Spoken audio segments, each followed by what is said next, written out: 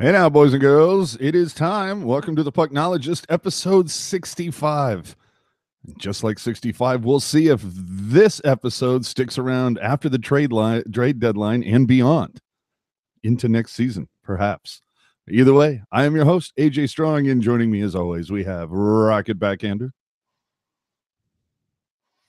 Or maybe we don't. Hey now. No, Hey sorry, now. I had muted myself from a different location than normal. Took me a minute to get back to it, but I am here. Hello. Hey now. And in a different, undisclosed part of San Jose, Hockey Jerk. How do you know I'm in San Jose? This is true. I have no effing idea where you might be right now. God, he's in Pittsburgh. He could literally be hitting a little too close to home there, eh? Mm. He could be at the wall. He could be trying to get in through a port of entry for all we know. We're not sure.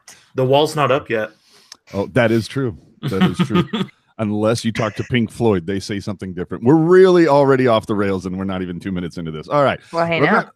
Remember to subscribe to the cast on SoundCloud or the podcast platform of your choice. If you're on iTunes, give us a little hey now over there if you enjoy the show. Subscribe to the YouTube channel. Check out Teal Town After Dark, the only live and interactive show for the Sharks on YouTube. Feel free to leave the comments on SoundCloud, YouTube, whatever.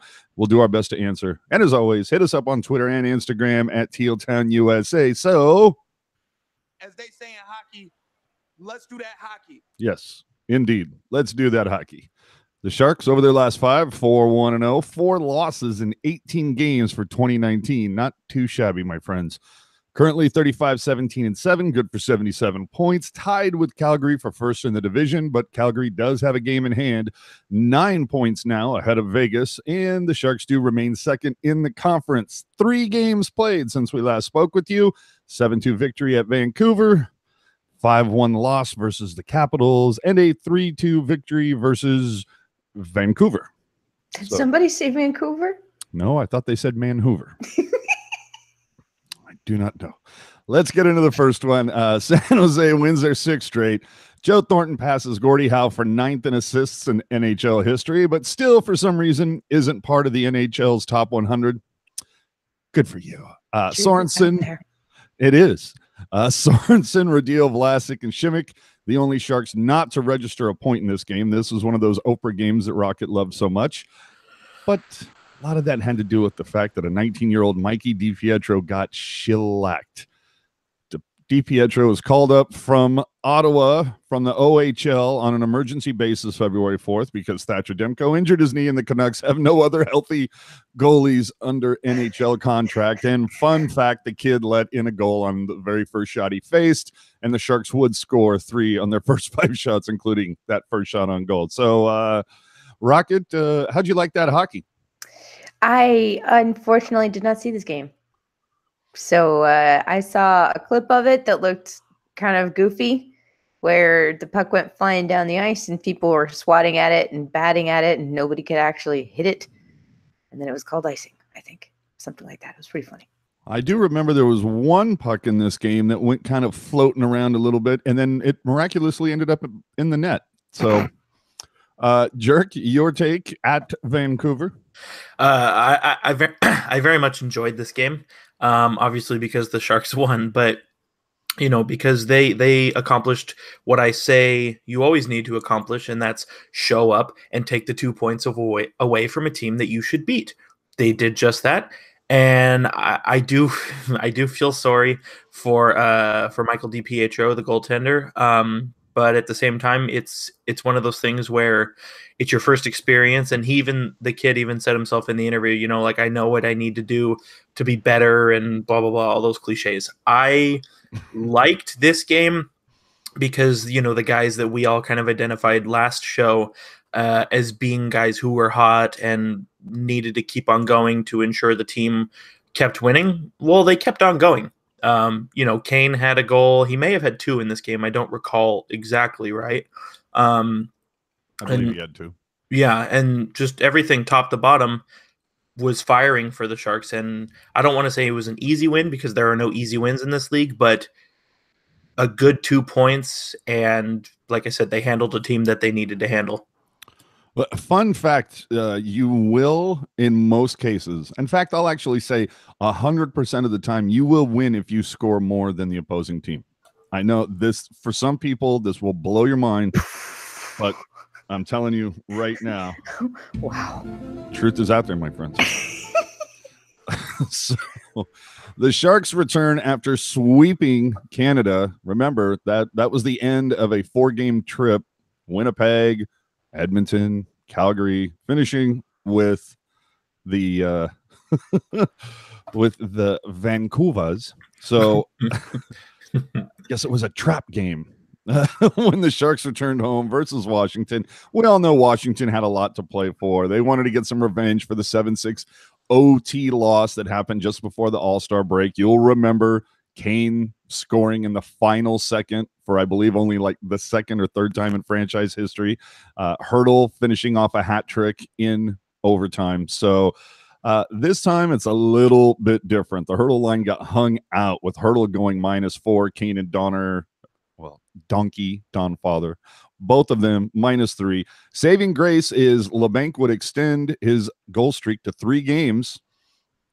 However, if you listen to Rockets conspiracy theory, the reason why they did not win this game is not because LeBanc scored, but because he did not find his way into the penalty box in this game. Am I right? There was no minor penalty he served. He did not make his trip to the altar of the hockey gods, and they smoked the Sharks in this game.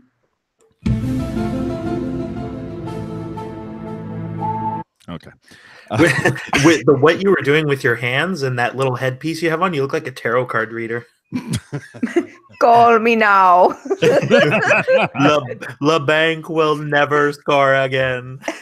Oh, remember 1-900 hockey? I think we're gonna have a little side hustle over there. Oh no. Hey now. Jumbo passes Timo Solani on all-time assist list.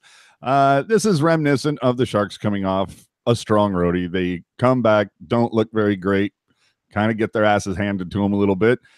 But, you know, we move on. Not every team wins. Show me the one hockey team that has won 82-0 over the course of a season. These games happen. So what do? You make up for it in your next one, where the Sharks did get a 3-2 victory over Vancouver. Previous 2 games facing Vancouver, the Sharks outscored the Canucks 11-2. Now, of course, do the math, kids, 14-4. It's pretty good. Sharks are now 12-0-1 in their last 13 games versus Vancouver. I don't know what it was. It was at the sweep in the playoffs just a few short years ago. But ever since, man, San Jose has just had Vancouver's number. Maybe part of it had to do with the return of EK65 after a 9-game absence. He gets assist on the first goal from Meyer. The Couture line accounts for all 3 goals. Interesting officiating as LeBanc gets tripped with no call. And then later, Roussel absolutely molests Meyer, and even going so far as to whisper sweet nothings into his ear, both of which went without a penalty. But hey, you can't blame the refs when you get a victory. Am I right, Jerk? I would never blame the refs. They're perfect 100% of the time. What are you talking about? You know what? So I said before in regards to the first Vancouver game that all the guys who had been hot stayed hot, and then we saw in Washington all those guys dropped the ball. They threw the ball on the ground and walked away from it. How could of you? but then, you know, same thing like we've talked about ever since Peter DeBoer took over this team. The Sharks are very good at bouncing back after a loss, especially when it's one where they get their teeth kicked in, you know, by the Stanley Cup champions. And EK65, he returns, like you said, first time in 9 games and had an assist on the Timo Meyer goal. And then from there, pretty even battle all the way through, which you were going to expect from Vancouver. I mean, they just got their teeth kicked in by the Sharks like a few days prior. But then, you know, my boy, Joe Pavelski, where he needs to be, puts it in the net, 31 on the year. I do want to say, though, Kevin LeBanc, I don't go. I'm just saying, like, it's cool to see. It's cool to see that he's finally starting to play some better hockey, whether you attribute that to Joe Thornton or whatever. I feel like that was the one piece on this roster that was a little suspect the last month or so, and it appears like it's starting to turn the course a bit. And now I can take my LeBanc jersey off of OfferUp. Wow, Rocket, your usual suspect for this game? My usual suspect for this game. Well, what did you like? What did you take away from the game? You know how this. You're not new here. You know how this works. Right. Sorry. I need to act like I've been here before. New background. Who dis? Right. Do you see anything teal back here? No. Who am I? I don't know anymore. Playing the part of Alex Martinet will be Rocket. Hey man, Alex has stepped anyway. So, this game was really forgettable for me. Like, I'm glad that they handled business where they needed to handle business, but there wasn't anything generally that stood out for me. So I can't really, yeah. This game sort of did just kind of, after the first period, I feel like it just kind of flew by until Pavelski's goal. Yeah. A little bit. I mean, I remember seeing a power play that in the first period that the Sharks did everything but score. The power play, one of their sequences, it was just amazing. They hold the zone the entire time. It was beautiful. A little bit later, there was one or two that was a little sketch, but it just seemed like the special teams finding a vibe, a scotch more, shall we say. But the thing for me that I hated was giving up 19 shots on goal in the second period. Not my favorite thing. Work on that, guys. Yeah, if only we had some defense. Oh, then let's get into it. Oh, the good, the bad, and the ugly of San Jose Sharks hockey this week. And my good, or I guess we could say great, good, and the F, bro. I don't know. I'm making this up as I go along. For me, good things to talk about. EK65 finally comes back after an injured groin, missing 9 games. Power play looking better and a scotch different. LeBanc seeming to find some rhythm up there. Rocket, your great or fun thing to point out? I didn't have anything too fun to point out. I just, I think that the younger kids on this team are doing really well, and I think that the bottom 6, for all of like the identity struggles that they've had, and even with the hiccups as of late, I think they've been doing really well. So I think that's good that we have depth. All righty. Jerk. Well, please point out the good row fight. No, I'm kidding. Go ahead. Do what you do. Oh, God bless him. I don't even think that one should be filed under the F, bro. It was that bad. Well, the dude that he fought played all of 2 minutes in that game and had flow almost Sorensen-esque. Well, that's all well and good. Yeah. Neither here nor there. Yeah, right. What are we calling this? The great, the awesome, the way to go, pal. Oh yeah. I mean, I kind of touched on it earlier, but Kevin LeBanc, what is that? 5 goals in his last 5 games. So yeah, 5 and 4. Yeah, he's been hot, as I've said. I'm hoping it's a sign of things to come. I would hate to see him be the piece that goes out for a quote unquote rental. I would much rather see the Sharks just take on Kevin LeBanc as a project and work with him, move him forward, and get him where he needs to be. Because let's not forget that it wasn't that long ago that he led the entire OHL in scoring. Let's just not forget that. And that whole thing where he's actually pretty good on the offensive side of the puck. I mean, last I checked, and again, I might be a little hazy on this, goals win games. I've heard that. May need to check with my sources on that one. so I guess our good for the week, or our middle of the road, or I guess our for me, like we talked about earlier, just the bounce back. The fact that they got their asses handed to them and they had a nice bounce back. There was a stretch there, those 3 games that they weren't looking that great, and I was like going, okay, do we need another meeting in Montreal again? And they seem to have held on to that. They look good bounce back. Rocket. Boy, Evander Kane looks good. Like I went to practice last week and he was having a real solid practice and he had a solid game. And then he had a solid game the game after that. And he makes me happy. That's all. Dude That's good. has been on fire Yeah. recently. Jerk, how about you? So for me, for this one, it's just gonna be like, cool. Tim Heed, beloved defenseman when he was in the Barracuda, and then the fans kind of turned heel on him a little bit when he came to the Sharks, but he's not tearing up the score sheet, obviously, which is what you think he's going to do. But in those games that he did play with Marc-Edouard Vlasic, I personally don't think he looked too out of place. And now I believe he did come out of the lineup with Erik Karlsson coming back. So, I mean, he's not playing anymore. So you kind of have to wonder if that stretch of good play would have continued. But I was impressed with him considering how much people had kind of turned on him lately. Absolutely. And I was kind of, we were talking about this the last After Dark. I was wondering that with the return of EK65 and everything, obviously Tim Heed comes off, but was that almost a blessing in disguise for the Sharks that they get this opportunity to kind of see what Heed has? It gives the Sharks the opportunity to showcase what Heed has for a potential move going with the trade deadline coming so soon, just very, couple weeks. So maybe that's something that we see going forward. I don't know.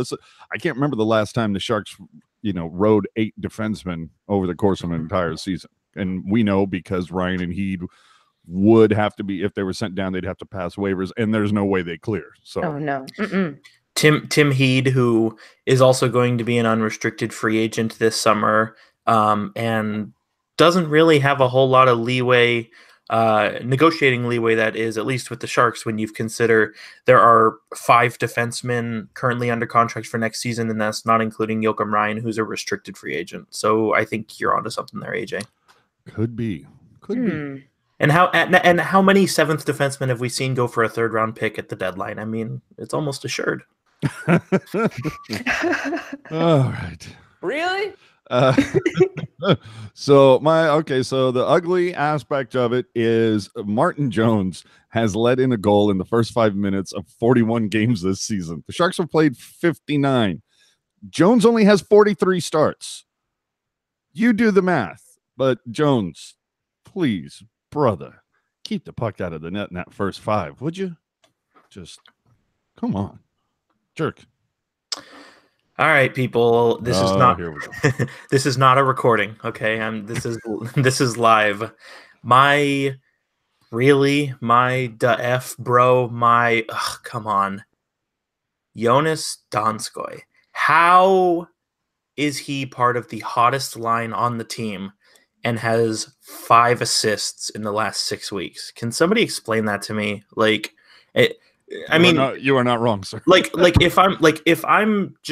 If I'm being a dick, like, tell me. But can't be the only one who's looking at Donskoi and is like, I wish there was somebody else on that line. I'm sorry, a bunch of people just saying in the chat, Jerk is a dick. No. Yeah, no, I'm right there with you. But we know that PDB enjoys the pairs. For the longest time, it was Couture and Hurdle until they broke that up. But it was Couture and Hurdle. It was Thornton and Sorensen. It was Pavelski and Kane. And then we're going to try to figure out what the third piece is to balance all of that out. Yeah, you got Asian pair, European pair, celery pair, Bartlett pair. Yeah, you got all kinds of pairs. Pyrus pair. Prickly pear. Oh my gosh. I think we are a pair of jokesters. I know. Okay. DM me for my PayPal. There you go. Venmo me for my PayPal. Rocket, your Really? Nah, I don't have any, man. I went to a Sharks game and I was pretty stoked. Everything looks great. I wanted to actually say real fast that the all of the electronic upgrades that they've made in the bowl like, just in the arena area itself. Like the lighting is amazing now. Hey now. Yeah. Let's see here. Time to get to our 3 stars of the week. Don't worry, chat. We are going to get to you soon enough. I see a couple questions we will address. That's in the next segment. But right now, time for the 3 stars of the week, or what we call... Oh, good for you. Rocket, your star for the week. Oh, my star, if I haven't made it pretty clear by now, is going to be Evander Kane. I'm sorry, did you say Brendan Kane? No. Oh, okay. Evander Kane. Evander Okay. Kane. All right, Jerk. So my star for this week is going to be not Kevin LeBanc. It's going to be Peter DeBoer, because as we've seen, whenever the Sharks are getting decimated, he tends to take that lineup card and tear it up and throw it into the waste bin. But no, the Sharks got obliterated against the Capitals, and then flip around 2 days later, we got Vancouver Canucks, and status quo, the lines that have been hot, they got to stay together, got EK back. So I think DeBoer sticking with the guns, as much as I hated when he said this, dancing with the girl that he brought kind of thing. Like, I like that he did that as opposed to just tearing things down after one loss. Yeah. Boy, it's almost like he spoke with a cliche. It's so rare for hockey people to do that. Yeah. Of course, my star for the week goes to Cap. 2 goals, 2 assists in his last 3. Leads the team with 31 goals, having a ridiculously awesome contract year, as a lot of people tend to do when they're in their contract year. Will Pavelski remain? You watch your damn mouth right now. Just say it. Will Pavelski remain a Shark? That remains to be seen. As long as we're remaining. I am unsure. Yeah. I'm a little worried that Doug Wilson might be unsure at this point, because boy, every goal that goes in, I just hear the cash register cha-ching. Well, and too, if you watch Pavelski when he scores, one of his go-to celebrations is to kind of point at the goal scorer or the passer, or point at the ceiling, or pointing in general. And I always like to think that he's just pointing at Doug Wilson, like 500K, 1 million. Signing bonus. Dude, You're sending my grandkids to college. I'm waiting for his goal. So it's going to go from pointing to, rubbing the fingers together just a little bit. He's gonna take his wallet out of his pocket and throw it at Doug Wilson. Just slam it up on the boards. Fill her up, pal. Fill her up. I'm waiting for him to go straight money phone. Go Kane. Yeah. Pick up your phone, because I'm calling. That's right. All right, let's get into Shark Bites, people. So, for Shark Bites, let's get to the chat. There's a couple questions that we'll address now. Did anybody watch or listen to Brody's most recent podcast about the Sharks? And if you have, your thoughts. I have not listened to it yet. I believe it had to do with something about like questions with the trade deadline. The international dateline. Yes, I haven't gotten to it yet. If I don't get to it tonight, I definitely will tomorrow. Either of you guys had a chance or no? No. I've never listened to a podcast before. Oh, well, yeah, okay. Yeah. There you go.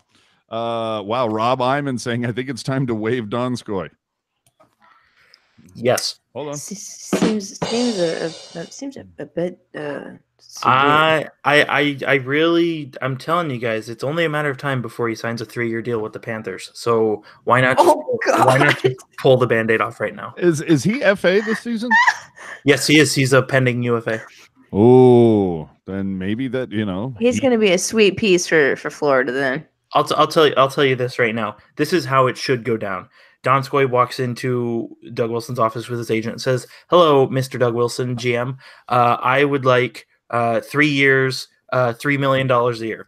This is what I want Doug Wilson to say." There you go. I'm seeing like Heat and Donskoi. Okay, now wait a minute. Just hear me out for a second. We don't get. See, it's all predicated upon Erik Karlsson. So Erik Karlsson goes to Tampa. We trade Donskoi and Heed to Florida for Mike Hoffman. And then we trade Mike Hoffman to Ottawa for a first. Yes. I love this. Yeah, I'm so okay with this. Yeah. We're back to fan fiction. Yeah. Okay. Any up to, I was trying to connect with Nick Nolenberger for the CUDA to talk about them. Unfortunately, we weren't able to make that connection. Hopefully we can get something going in the next week. Definitely want to catch up with them. But tomorrow, if you're unaware, there is a game for those of you who have the day off. Some of you do, some of you don't. Some of your kids might, but 1 o'clock game that happens for President's Day on that Monday. So 1 o'clock game, and that is first 4,000 fans get the orange jersey giveaway. So we'll leave it at that. But the Barracuda, after a great start, it's not looking good. You've got, who is it? Is it the Condors that have like won 15 straight? I believe it's sick what is going on there. Sustainable. Oh, I know, but if they play the CUDA, I mean, hey now. And the problem is the Barracuda have 3 games versus Iowa to finish out February. Those are going to be very tough. And then they get to play 3 versus Bakersfield, the Condors that have won 15 straight games to start off March. So good luck, CUDA, is what I'm saying. Again, we'll try to get Nick on pretty soon. Finally, for Shark Bites, I didn't know if you knew this, but warm-up pucks have returned, people. And when I say that, you might go, well, they always warm up with pucks. What are you talking about? For quite some time, a few years ago, it started where you have the pucks that the players warm up with, and they're printed with the team logos, both of the teams, the date, everything like that. I saw one in Calgary. It was kind of cool that they used for New Year's, where it actually had like little fireworks graphics on there and everything, since it was New Year's Eve. So I guess, I don't know, the Sharks or Fanatics or somebody said, okay, people want warm-up pucks, so they're back. And anybody have an idea how much these things are? What are they, like 25, 30 bucks? Something like Probably that? $30. They're 30. So, Jerk, do you know? Do you have a better? I forget. I can't remember if it's 20, 25, 30. I thought it's somewhere in there. Okay, I'll just say it's between 20 and 30. I wonder if it's between 20 and 30. I think it could be. I think it might be between like 30 and 20, but I'm not sure. Yeah. Marty's letting us know it's 30. Okay, so that was back to the future over here. Thanks, Marty. Yeah. So anywho, yeah. So either way, the warm-up pucks are back if you're a fan of those. It's a nice, because you have digital ticketing now, it's a nice thing that some people like to mark an occasion that, well, you don't have the ticket to put on your wall anymore, but you can slide down to the store and grab yourself a warm-up puck that has the date. There you go. And then you can lie to your friends and say you caught it during warm-ups and be like really cool. And I was going to say, if you really want to impress your friends, just take the Kevin Lacey approach and bonks you on the forehead. Oh, yeah. Really interactive. Sweet. Much love, Kevin. Friend of the show. Much love. And we move on. Oh, time to wrap it around the league, kids. Talk about something other than the Sharks. The Philadelphia Flyers have acquired themselves a goalie from Edmonton by the name of Cam Talbot. Whoa. For a goalie named Anthony Stolarz, who has played all of 19 NHL games. I'd really like to see what either of these goalies end up doing. What do you think happens? Do you think Talbot or Stolarz gets their first win first? Talbot, I think, will get his first win. Yeah. Jerk. Yeah, I think Talbot, only because I saw I saw a tweet that said, how much is this of a dunk on the Oilers when you get traded to the Flyers and it's a better situation? Yeah. Oh, all right, that deserves one. Hey now. All right. Other moves that happened, the Vancouver Canucks acquired forward Ryan Spooner from the Edmonton Oilers again for forward Sam Gagner. Quick reminder, November 16th, The New York Rangers acquired forward Ryan Strome from Edmonton for Ryan Spooner. Jerk, why does no one love Ryan Spooner? Well, let me ask you this. Have you ever traded a dollar bill for 4 quarters? Yes, I have. Sure. That's more or less what just happened. I think the funny thing of all of this is so you're getting Gagne for Spooner, and then 2 months ago you got Spooner for Strome. If you turn the calendar back to 2015, the Oilers got Strome for Jordan Eberle, who is kind of good. Mm-hmm. That was also the same year where Edmonton traded the draft pick that was Matt Barzal for a defenseman who's never made the NHL. Oh. That sounds like trading $30 for a puck, a used puck. Well, yeah, that's the Chiarelli exchange rate is horrible. You thought Canadian currency was bad. Hey now. All right. Finally, Don Cherry would really appreciate it if you would get off his goddamn lawn, evidently. Meanwhile, the Hurricanes are making up fabulous t-shirts. Yeah, which, by the way, I don't like that they're using my intellectual property for their t-shirts. Right?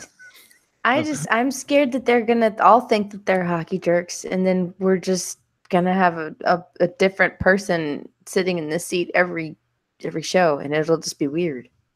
Oh my God. That would be Bunch of great. jerks.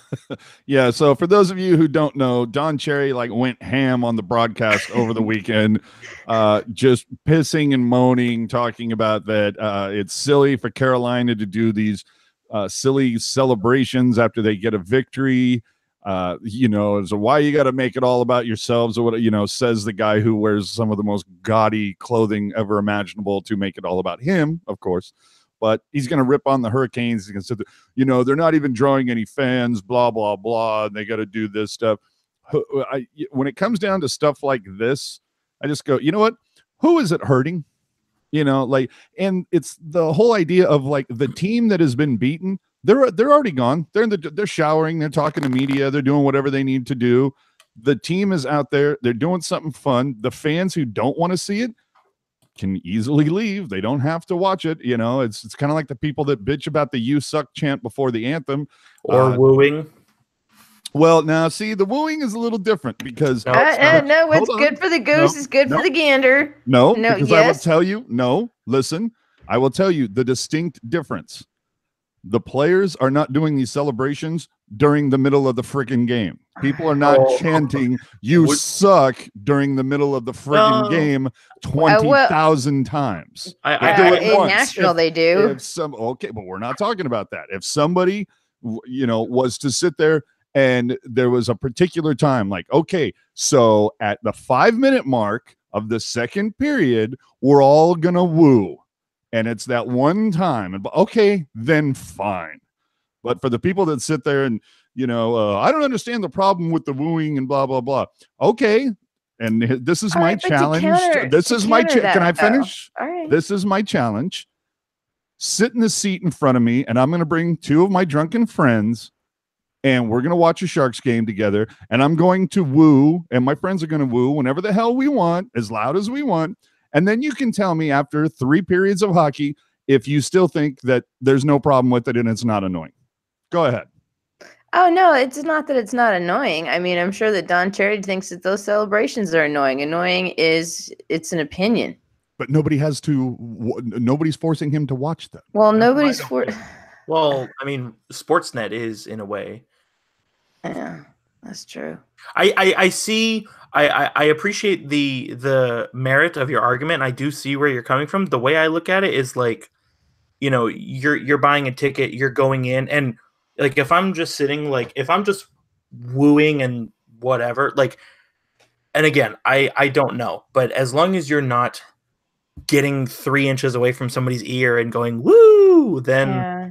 I personally don't see that as an issue. And this whole concept of let's all just get together and do it at once. And that's a backfire though, because what happens when a whole bunch of people decide to get together and do the wave? But no one forces anybody to do that. And when the wave starts, you might sit there and go, okay, whatever. But it's not ear piercing, the wave.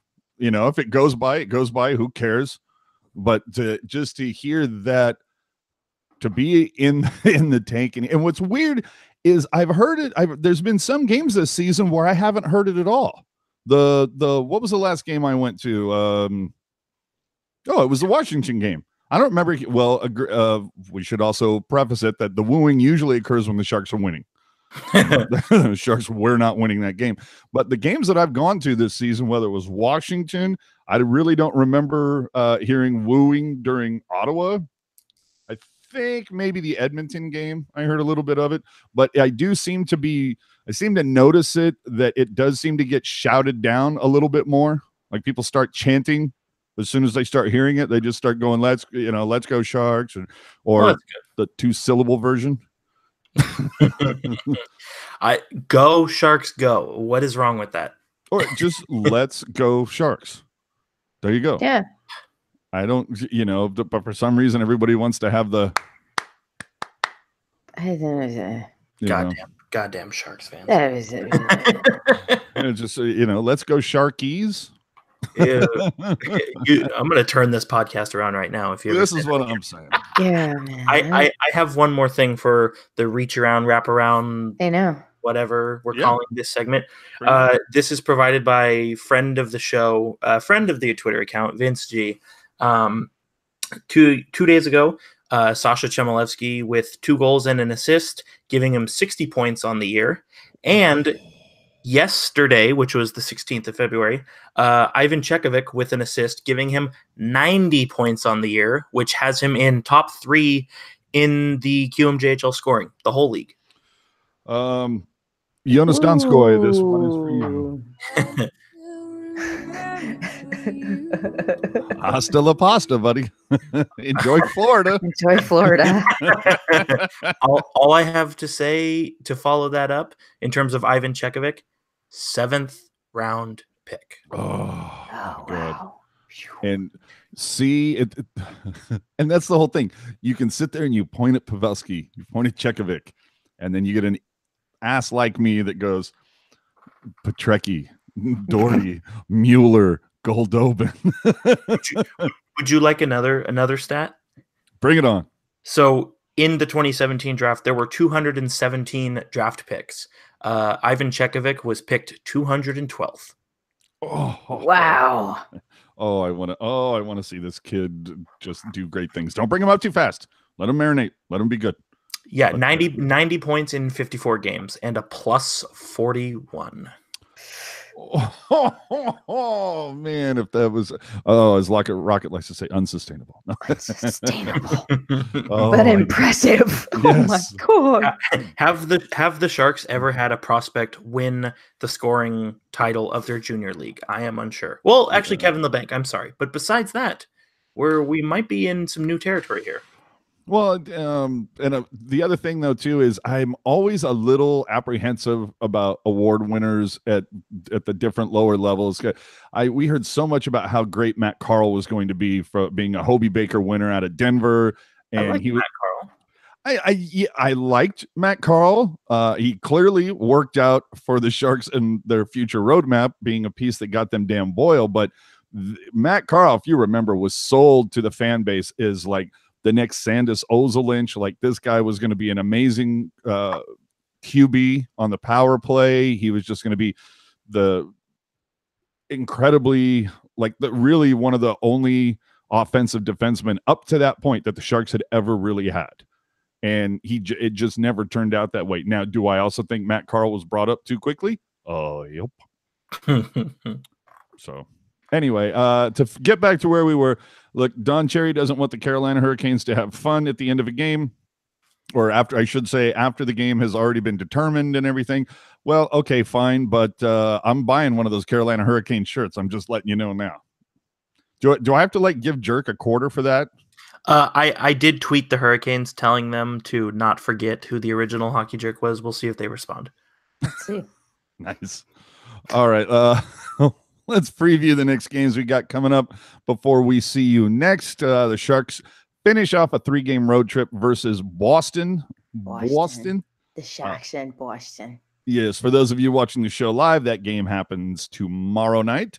And all this talk about LeBanc, that is Kevin LeBanc Piggy Bank night. Piggy LeBanc night. Sweet. Kevin LeBanc. Now that would be good. The Suey thing. I like that.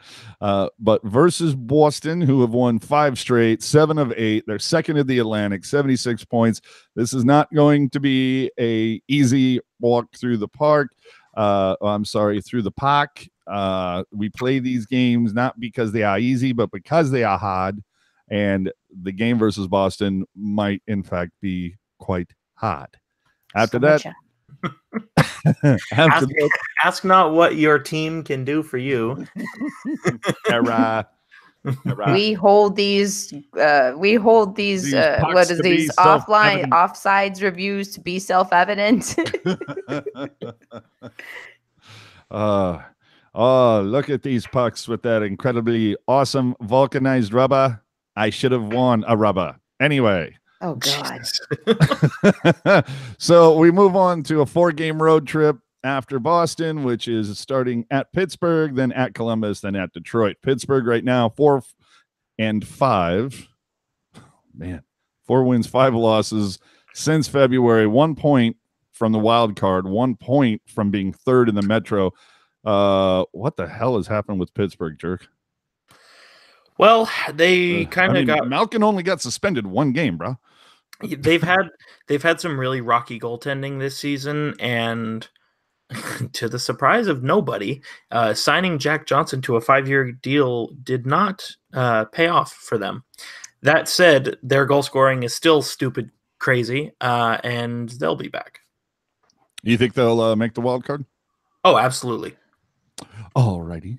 After Pittsburgh, the Sharks roll over to Columbus, 5-2 in February, 5-1 over their last 6, third in the Metro, 2 points behind the Washington Capitals. What do you look forward to? Rocket, Sharks, Blue Jackets. I look forward to the cannon not firing. Yes. For those about to rock, you're gonna just have to keep waiting. That's what I look forward to. There will be no saluting. Oh my God. There will be no saluting. For those about to rock, you're going to have to wait a little bit longer to do your rock. You might need to sit down for a minute. It's going to be a while. Yeah, for those about to rock, it's not about to happen. Yeah. Anyway, then heading over to Detroit, 14 points out of the wild card, 4-3-1 in February. I mean, if there was a trap game ever, no, I'm kidding. But playing at the dojo versus Detroit, this is a game that on paper should be a walk for the Sharks. I firmly expect Aaron Dell to get this start. Unless Jones gets shellacked in Columbus, then maybe you go with Jones to get his confidence back a little bit, but we'll see. And then is Detroit, I believe, no. So Detroit is 1 game. After that Detroit game, the Sharks then face Boston yet again on the road. But then that takes us to the trade deadline. So yeah. So the fun part of that, enjoy the speculation for these next 5 games before the trade deadline, because it's always great when somebody gets scratched last minute and Twitter goes nuts. And it could be because some guy like stubbed his toe or something like it could be for the weirdest reason. But as soon as you see that somebody got got healthy scratched in the last minute, everybody loses their minds. Also, don't forget to check the date on your tweets. Every season this happens.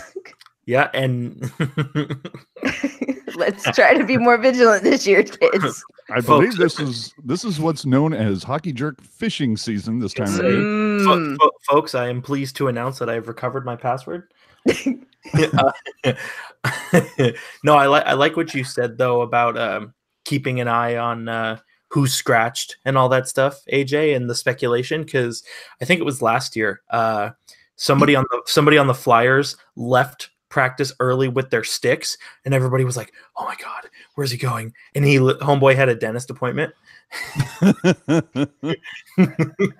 Well, didn't also like somebody, like a big Twitter account, like whether it was Friedman or Wyszynski or somebody, get fooled by by somebody retweeting something from the past? There's usually one that happens every year. Well, if you're referring to what I think you're referring to, I'm not sure. I just remember there being. I have a little hint of something in the back of my mind, and I know you have to know something about it. Well, so I don't remember exactly when this was. Around maybe this time last year, I retweeted a tweet from, I believe, 2011 saying that John Tavares had signed a 6-year extension with the Islanders. And next thing you know, and a certain blue check mark individual was like, "Well, I guess the courting season won't get started." And I was like, "Oh no." What a fool.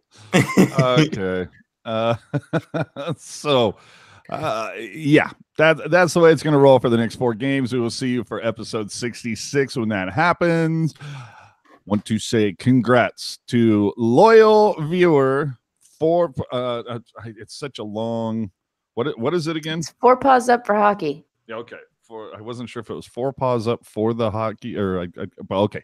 4 paws up for hockey for winning our what is this, the NHL All-Star Towel Contest. Yeah, presented by Geico. Yes, Geico. That should be going out this week. Wasn't able to get to it this week. Had a lot of things, wasn't able to get to it last week. It'll go out this week to you. And actually, the address given to me is in San Jose. I almost feel like I could just drop it off on my way to work or something. But anyway, congrats 4 paws for winning the towel on our trivia contest. We'll get something going probably next episode, another contest. There you go. Final thoughts on where the people can find you. Last thoughts. What do they say when you're gonna like put somebody in the ground? Like last words and something. Yeah. Last words. Do you have any final requests? Yeah, there you go. All right. So anyway, yeah, go ahead. I'm so tired. Go. Last meal. Can I get a ham and cheese and pineapple pizza? Ew. Ain't nothing wrong with some Hawaiian action. Come on. Hey, now. All right, so I guess I'll go first. My name is Rocket Backhander, and these are my final thoughts for the evening. My final thoughts for this evening. This team continues to be dynamic. I will say this every week. Sharks, dynamic. They're getting better at not falling too far behind when things start to go against the way that they should for them. Yeah. Keep improving on your recovery times, boys. Yeah, so you can find me hanging out on Twitter, capital R, capital B, little Backhander76. That's R Backhander76 on Twitter. I talk about hockey and, just musing about hockey stuff.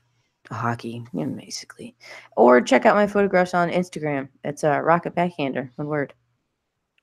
We now go to Jerk to get his final thoughts on where the people can find him on social media. He will be doing a post show after well, I guess it's after Pucknologists to where he will get into the merits and how people should be executed if in fact they do put pineapple on a pizza. Hey. So first things first is it doesn't get talked about nearly enough, but having the whole pizza thrown at your face, it's a pretty interesting feeling. No, I'm just kidding. So final thoughts. I neglected to mention it earlier, but Joachim Blichfeld, another Sharks prospect, playing in the WHL, a hat trick and an assist tonight, giving him 98 points on the year. 98. As in 2 away from 100. Yes, he's an overager, which essentially means he's already been drafted and he's back in his junior league. So you could argue that he's dominating the competition easily, but still 98 points is impressive. Another thing to be excited about for the organization going forward. Let me ask you this then. The three people that you named tonight, are we seeing them wearing SJ on the front of their jersey next season? Yes, only because all three of them will not be eligible for juniors next year. Hmm. So whether it's the SJ, the Sharks, or the SJ, Nope. the Barracuda, No, the Sharks don't. The Sharks don't wear an SJ on the front. not yet. yeah. Oh, we need a new third jersey, guys. I got an idea. Again, Barracuda is going to be very crowded. If you would like to know my thoughts on the Barracuda being crowded, you can follow me on Twitter at hockey_jerk. Like Rocket, I talk about the hockey players, hockey plays, hockey jerseys, specialty patches, hockey video games, hockey betting, fantasy hockey, all that stuff. And if you would like to send me any hockey tips or conspiracy theories or general jargon, you can send me an email at hockeyjerk10@gmail.com. AJ? I don't think I've ever heard you give out your email That's before. new. Hey, next week we're going with the home address, baby. It's a bold strategy, Cotton. Let's see if it pays off. If you would like to steal my identity, my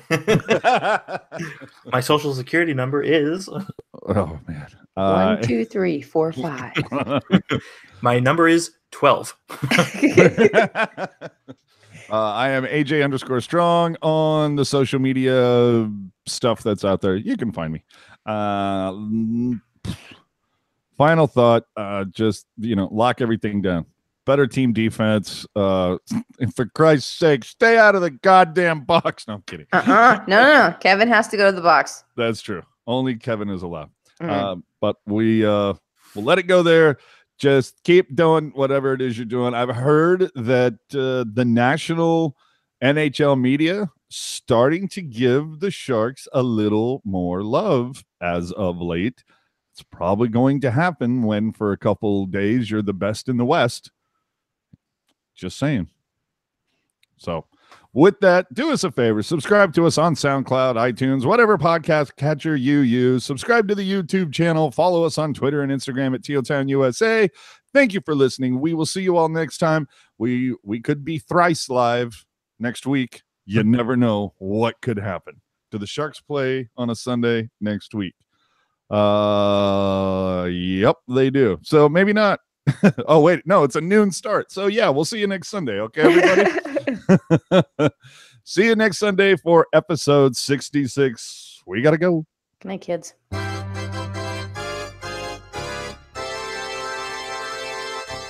Pizza.